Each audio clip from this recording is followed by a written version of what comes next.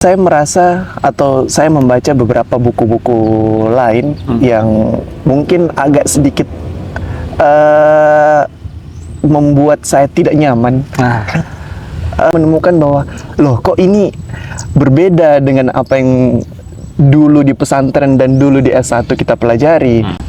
Tidak mungkin Al-Quran itu menuliskan atau menyampaikan suatu informasi kalau tidak ada tujuannya. Iya, betul. Pasti ada tujuannya, kan? Nah, berarti tujuan itu yang dimaksud.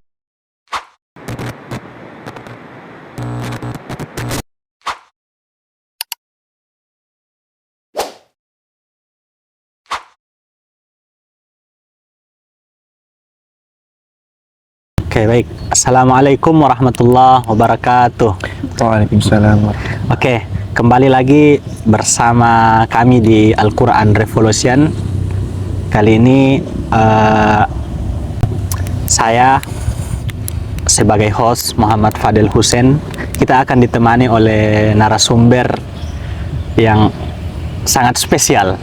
Edisi kali ini memang agak berbeda karena kita berada di outdoor ya, outdoor di halaman kampus UIN Alauddin Makassar, tepatnya di depan gedung rektorat. Baik, tamu kita pada kali ini saya perkenalkan dulu, Ustadz Muhammad Rifat Zulfan LC.MA. Bagaimana kabar Ustadz Rifat? Alhamdulillah baik. Oke, baik-baik. Ustadz Rifat Zulfan. Iya. Ini mungkin pertama kali kita bincang-bincang terkait dengan bincang-bincang terbuka seperti ini ya. Iya, bincang-bincang serius ya. Serius tapi santai. Serius tapi santai. Oke. Ustadz Rifat Zulfan ini kemarin waktu S1 itu di Maroko ya? Iya, saya ambil S1-nya itu di Maroko. Saya berangkat ke Maroko itu 2018. 2018. Itu waktu di Maroko ambil jurusan studi apa, Ustaz? Sebenarnya kami di Maroko itu, khususnya di kampus saya, Universitas Ibnu Tufel, Ya. itu untuk jurusan itu kita ambil ditentukan berdasarkan judul skripsi Judul kita. skripsi ya. Iya, jadi meskipun kebanyakan kampus-kampus atau negara-negara di Timur Tengah itu tidak pakai skripsi, Iya. kebetulan di Maroko itu kita tetap menulis skripsi. Dan adapun jurusan saya sebenarnya itu dirasat Islamiyah, tapi skripsi saya itu menulis tentang tafsir. Tafsir ya. Oh, Iya. berarti semacam apa istilahnya jurusan dalam dirasa Islamiyah Iya, itu betul. jadi konsentrasi lah. Fokusnya ya. Fokus tafsir. Konsentrasinya Iya, di tafsir. konsentrasi tafsir. Oke, berarti setelah dari Maroko itu untuk mendapat gelar MA-nya itu di Iya, kebetulan kemarin saya dapat MA-nya itu di Universitas Islam Internasional Indonesia. Oh, di UI ya. Iya, UI. di Depok. Di Depok ya, ya. Nah, itu Itu kita ambil jurusan apa? sama juga kayak Tafsir. di Maroko Oh, juga. dirasat Jadi Islamiyah, dirasat Islamiyah. konsentrasi. Nah, konsentrasinya itu nanti Tafsir. di tesisnya. Tafsir. Oh, Tesisnya konsentrasinya di tafsir juga. Oke. Jadi kita tetap belajar hadis, fikih dan tafsir. lain sebagainya. Cuman nanti konsentrasinya menentukan di tesis kita. Oke, berarti waktu tesis kemarin ambil tafsir juga ya? Iya, ambil tafsir juga. Nah, untuk penelitian kemarin waktu tafsir itu bidang apa diambil, tentang apa, Ustaz?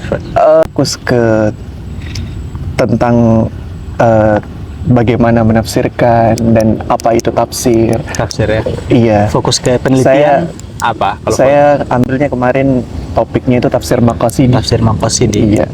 Dalam ruang lingkup kan tafsir Maqasidi dalam luas ya? Lingkup apa, Ustaz?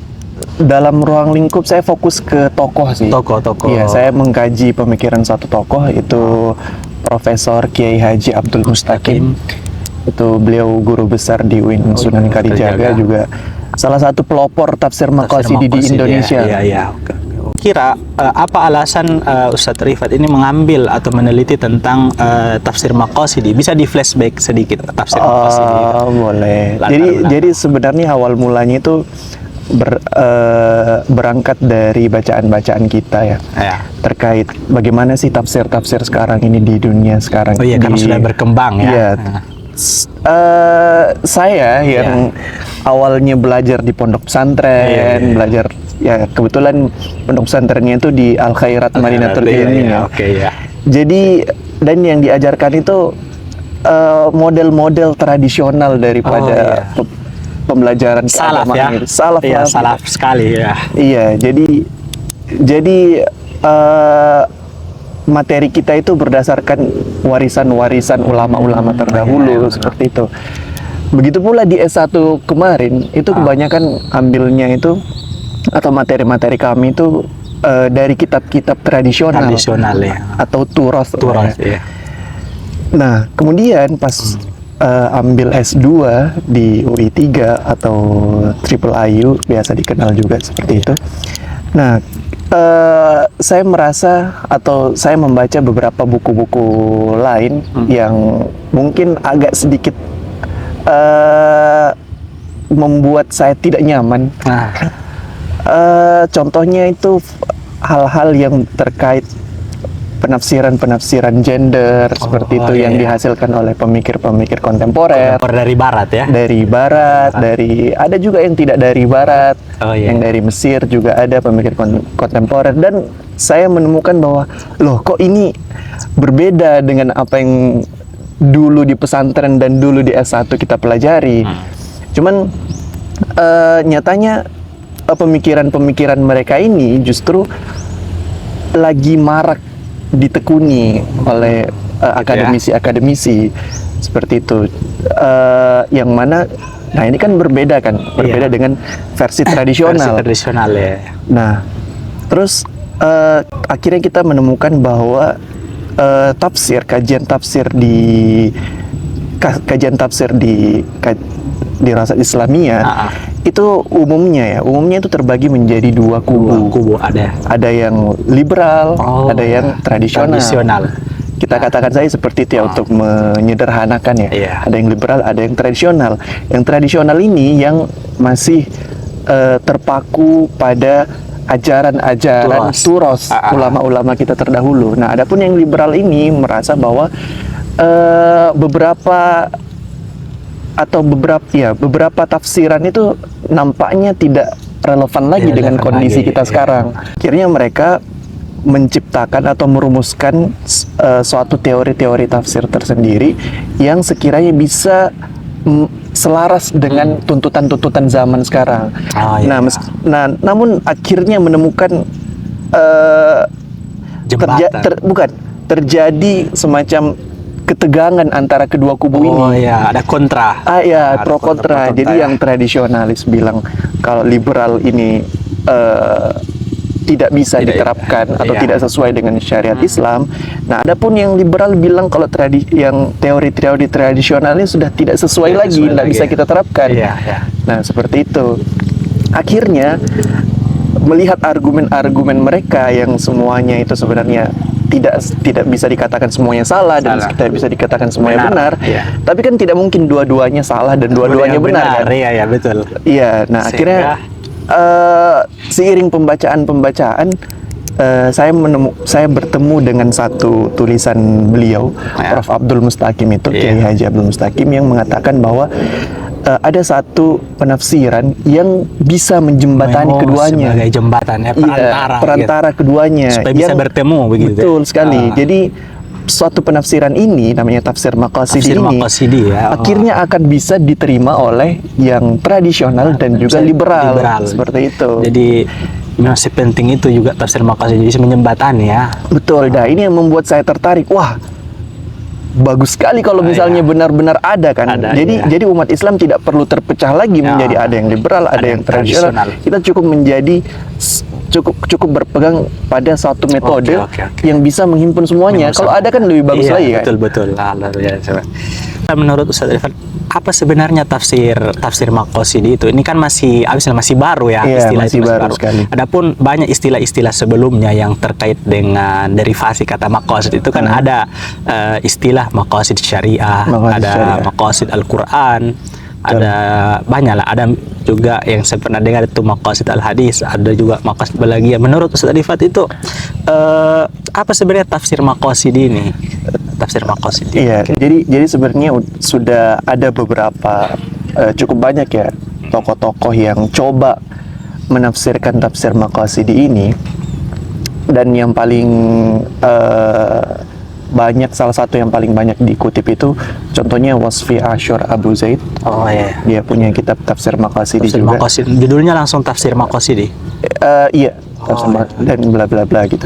Lumayan panjang sih, itu bahasa Panjang Arab. ya, bahasa Arab. Tapi ada terjemahannya juga Abu Zaid. Mendefinisikan terkait dengan Tafsir Nah, Maqasid itu. beliau itu mendefinisikan tafsir Maqasidi itu, kalau dia itu adalah suatu, kalau kita buat sederhananya, Iya, sederhananya suatu metode tafsir yang mana mencari makna yang masuk akal serta memperhatikan hikmah-hikmah di balik makna, juga memperhatikan bagaimana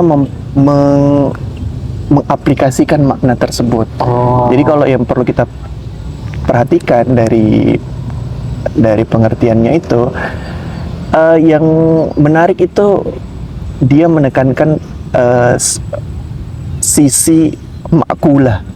Jadi Iya, makna masuk itu akal harus ya, masuk akal. ya. Ya, jadi makna itu, di samping kita harus mencari makna, kita harus mencari makna yang masuk akal. Masuk akal. Jadi bukan hanya makna saja, tapi maknanya harus masuk akal dan harus bisa diterapkan. Ada semacam dijadikan semacam patokan dasar dari tafsir maqasid itu, semacam maqasid syariah atau maqasid Al-Quran atau bagaimana? Iya, beberapa tokoh itu hanya di dalam definisinya hanya mendefinisikan maqasidi di dalam tafsir maqasidi itu adalah maqasid syariah saja. Maqasid syariah saja. Iya, tapi tokoh-tokoh lain itu seperti Abdul Mustaqim bilang kalau tafsir maqasidi ini tidak hanya memperhatikan maqasid syariah saja, tapi juga maqasid Al-Quran. Iya, jadi sepertinya bukan hanya sebatas ayat-ayat hukum saja. Benar sekali. Tapi dia lebih dalam ruang lingkup yang lebih luas. Iya, gitu. betul sekali. Jadi itu yang membuat tafsir maqasidi versi Abdul Mustaqim ini cukup menarik ya, karena beliau mengatakan bahwasanya tafsir maqasidi ini tidak terbatas pada ayat-ayat hukum saja, gitu. tapi juga bisa diaplikasikan pada ayat-ayat lain seperti kisah-kisah, ya, terus tentang hari kiamat. Iya, gitu benar ya. sekali, informasi, kabar-kabar tentang hari akhir, ya. alam gaib dan lain sebagainya. Karena dengan berlandaskan bahwasanya tidak mungkin Al-Quran itu menuliskan atau menyampaikan suatu informasi kalau tidak ada tujuannya. Iya, betul. Pasti ada tujuannya kan. Nah, berarti tujuan itu yang dimaksud dengan Nah, maqasid tujuannya itu yang dikatakan sebagai maqasid Al-Quran. Seperti itu. Seperti itu. Kalau Quraisy Syihab sendiri memberikan perbedaan, mendefinisikan perbedaan antara maqasid Al-Quran dan juga maqasid syariah itu, menurut beliau maqasid Al-Quran itu adalah tujuan-tujuan yang diperoleh dari Al-Quran saja. Sementara kalau maqasid syariah itu adalah tujuan-tujuan yang diperoleh dari Al-Quran dan juga sunnah dan hadis. Ya. Berarti kalau dari segi pemerolehan maqasid syariah itu lebih luas daripada maqasid Quran. Maqasid Quran. Tapi topik pembahasannya lebih luas maqasid Al-Quran daripada maqasid syariah. Benar sekali. Oke. Berarti luar biasa ya. Jadi dapat semacam titik terang lah di maqasid tadi, tentang maqasid ini. Dari segi sejarah, sejak kapan tafsir maqasid ini muncul, dan khususnya di Indonesia ini sampai kenapa bisa baru-baru ini kan lagi marak ya orang-orang yang meneliti tentang maqasid ya, tafsir maqasid ini. Bisa diceritakan dulu secara singkat.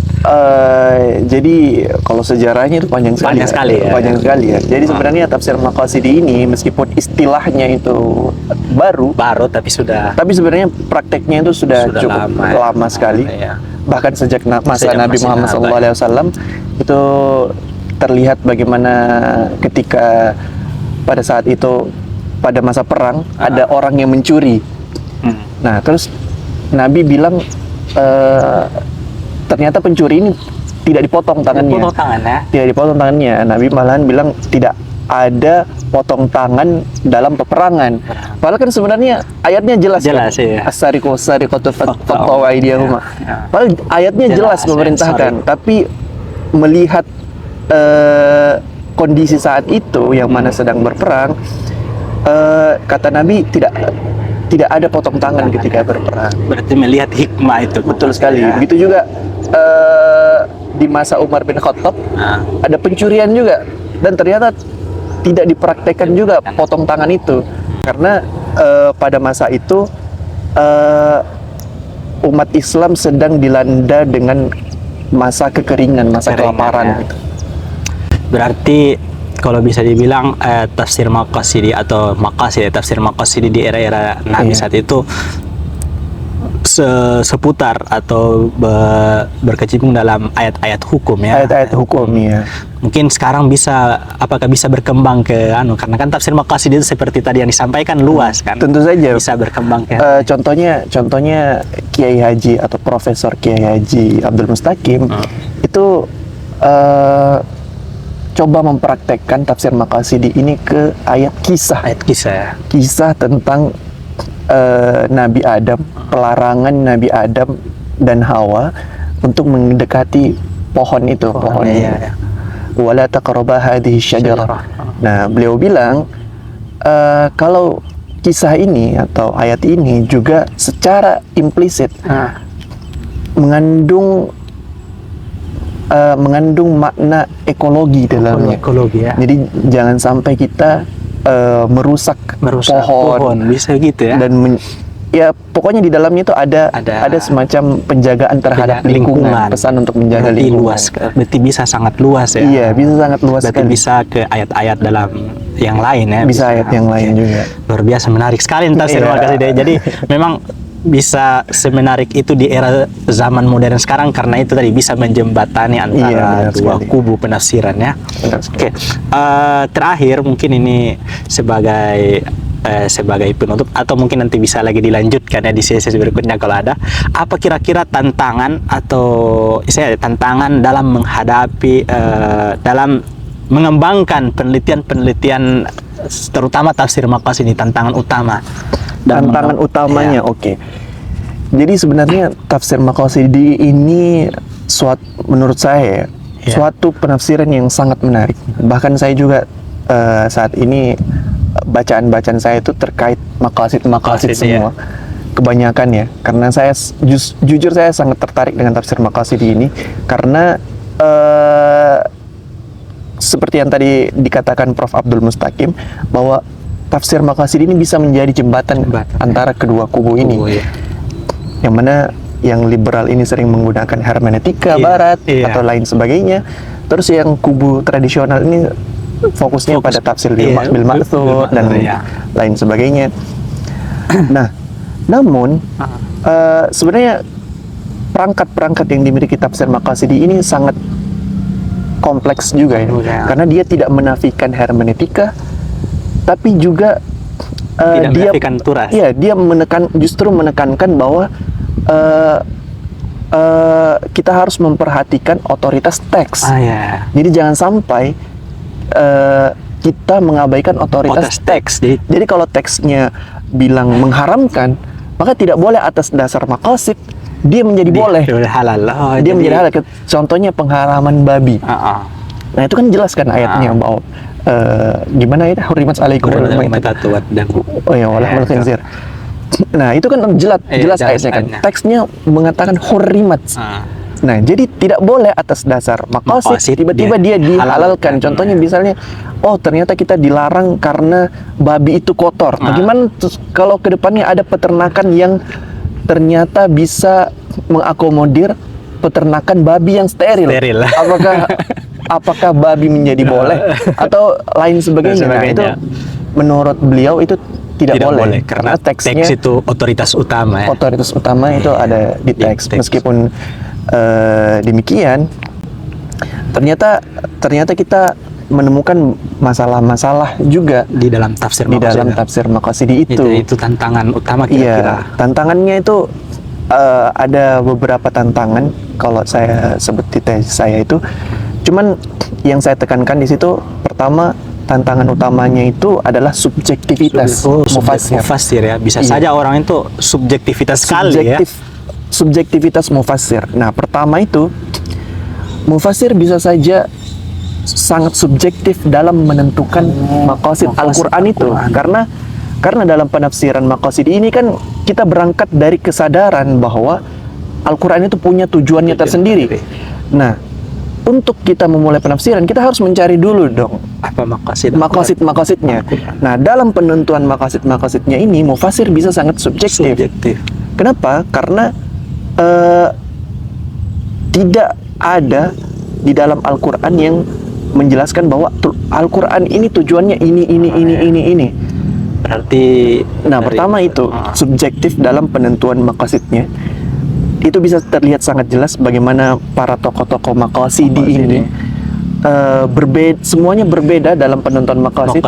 Kalau Tahir bin Ashur itu bilang maqasid Quran ada 8. Kalau Rashid Ridha bilang maqasid Quran itu ada 10.